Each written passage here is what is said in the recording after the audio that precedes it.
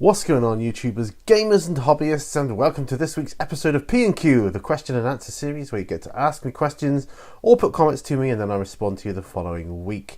Now you can do this one of 5 ways. I know it's getting crazy now, right? You can put your comment or question down below in the comment section, the most common way, or you can email me at miniwarzone@gmail.com and that will get you an anonymous response. It's not used so much these days, but there you go. But it's there anyway. I'll put a link in the video description below. Free. If you happen to make a video yourself when you ask a question or raise a topic, I may see that and I may answer that here. For see me in person, we talk, we discuss things, and I might say to you, I think I might use this on P&Q as well. That would be cool. 5. Social media. Twitter, Facebook, all that kind of stuff. If I see anything, a cool question which I think, I could put that on P&Q, kind of bulk it out a little bit, then I'll do that as well. Any questions that I may find, I'll just add to my list, and there we go. Now I happen to have 2 social media questions from Facebook. Actually, it's from the Games Workshop Army Painters page. Or is it a group? I don't know, whatever it is.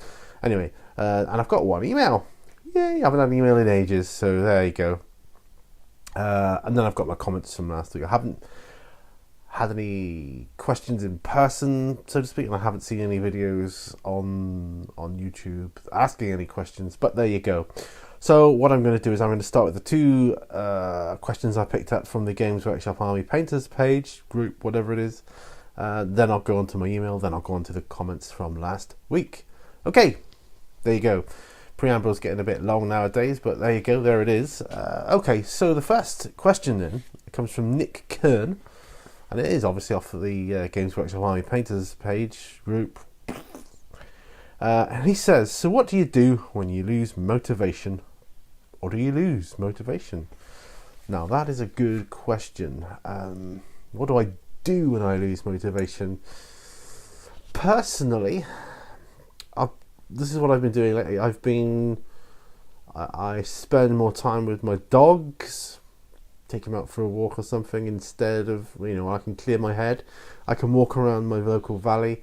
That clears my head, gives me clarity of mind as to what to do next, or how to approach something. I can do that, or I can just play with them, either in the garden or at home, or I may just sit down and watch a DVD. Something, usually when this happens, I usually go to like my nostalgic past. For instance, at the moment I've dug out all my Monkey DVDs. Remember Monkey Magic? It was up around the same time as the Water Margin and things like that, and I watched that if I kind of not too sure what to do, where to go on a project, or for some other reason. I mean, there are other reasons I kind of lose motivation. One being I feel a bit poorly. I don't feel too well that particular day. As it happens, I woke up this morning feeling really energized and refreshed, and it's like, wow, if only I could feel like this every morning I wake up, that would be so cool. But it is what it is. And I think the other reason, it can be things like, it can be very, very, like it is at the moment, it's very, very, very cold. So I tend to stay at home. I mean, I can heat Mini Warzone up. The studio gets very warm. We'll talk about that more later in another question, but it doesn't, I mean, I did have it on a timer at one stage, and I can do that still now, I suppose, but it's more cost effective for me to just go out and put the heating on and wait for it to warm up, which is what I've done today, and it's still in the process of warming up. But that said, once it's warm, it gets very warm, and it gets hot even, and yeah. So, but yeah, that is what I do, though. I will spend time with the dogs, or watch DVDs, or both usually, and that's what I would do. So, yeah, that's a good question.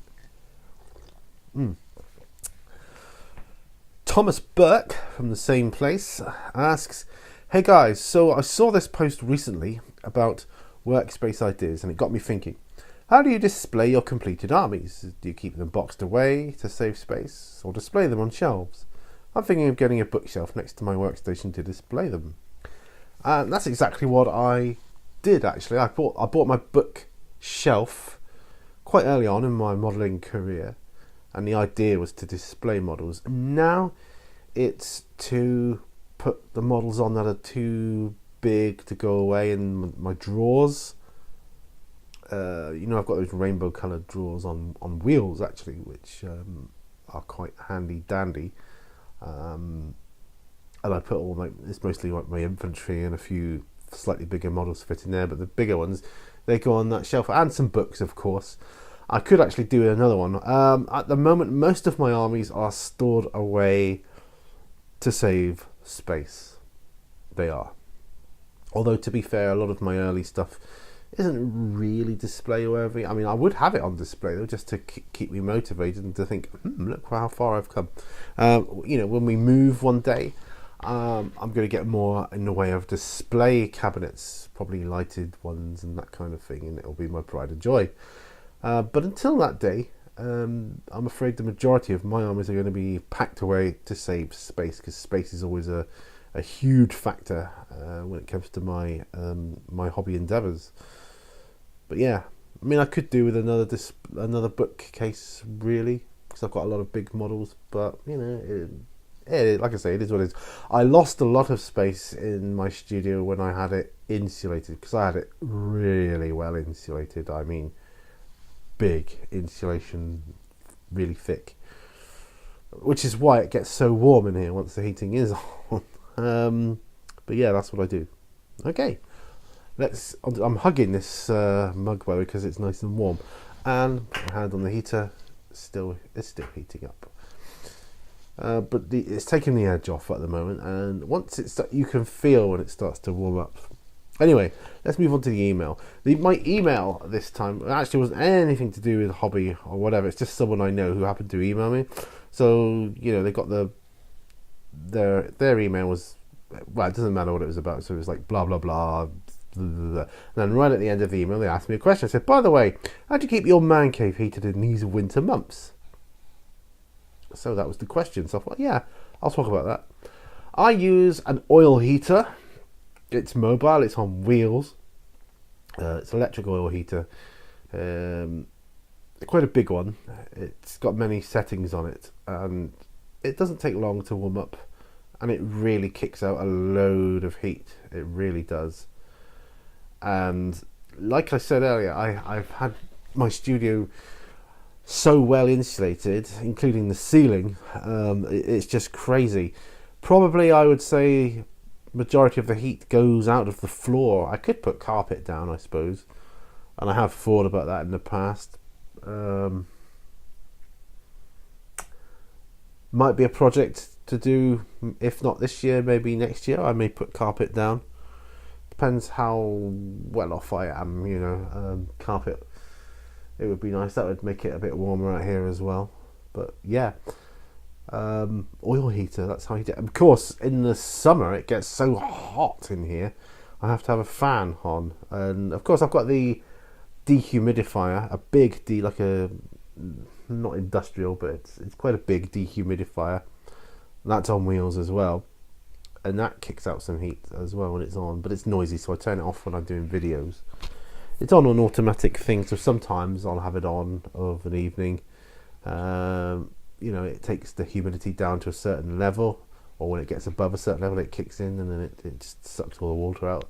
And that's the water I use to wash my brushes out with, and it's been absolutely perfect for me. Right, so that's those questions out the way. Interesting questions. Right, comments from last week. Willowbark tea, lovely. Idic Beer is first on the list. He says, nice one, Pete. I know you like dice. Oh yes, I love dice. I think I've got a dice problem actually. Do you have any mini Warzone dice yet, or will you be getting them? Mini Warzone dice. I don't know. I'm not sure. Anybody, if I can find it, I'll put if I can find it, I'll put the link up to my dice. I did a video on my dice a long time ago now, so I'll show you that there. I don't know. I have thought about it. It is something I've thought about. Not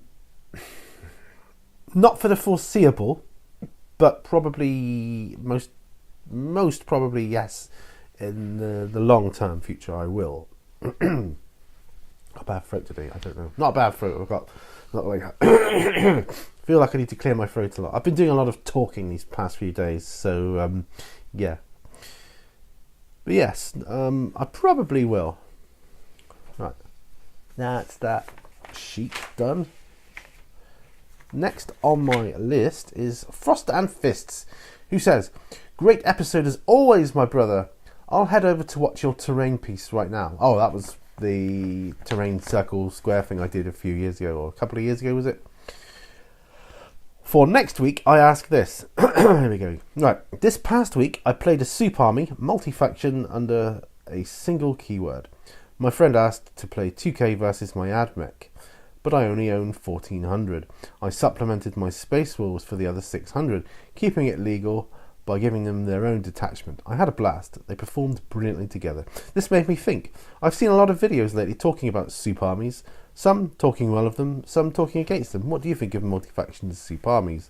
Keep up the awesome, my brother. I think they're great. I think soup armies are brilliant.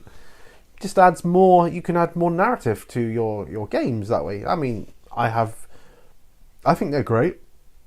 I think single faction armies are great as well. I don't like them any more or less than just single faction armies. I think it's great.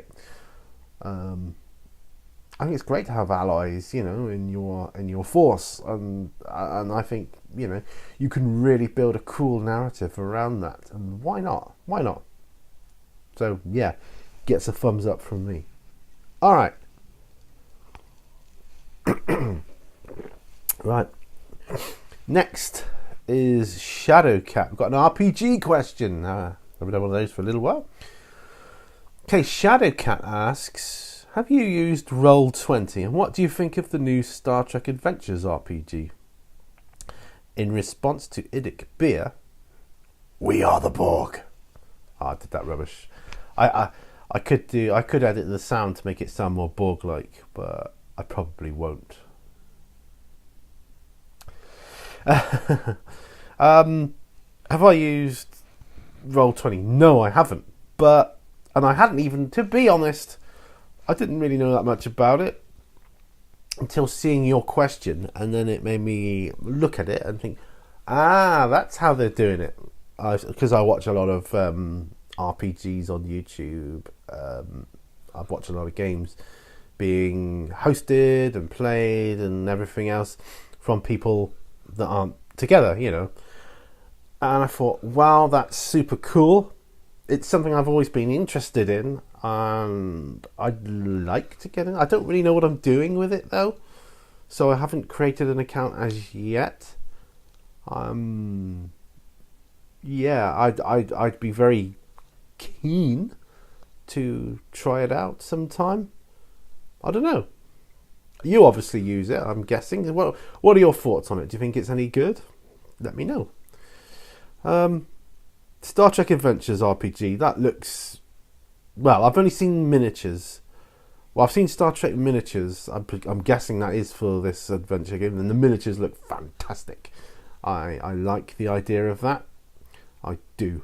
I really do. I think Star Trek RPG would be better than a Star Wars RPG. And I used to play Star Wars years and years and years and years ago with a small group.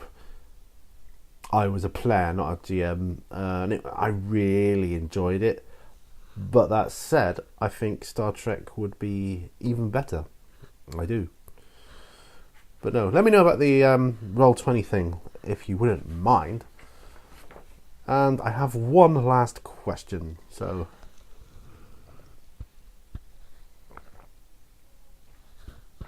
Oh, dramatic pause there. I'm going to save it until I've drunk my tea. I've got one more decent mouthful left, and I'd like to have it before it gets totally cold.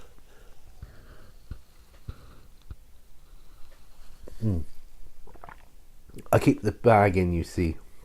It's a homemade tea bag, willow bark. We just put the willow bark in. Right, enough dilly dallying. Last question comes from Jamjar34, who says, "Superb one. My question as a gardener: what is your favourite tree and why? Love your stuff." With lots of smiley faces. Yeah, cool. Thank you very much, Jamjar34.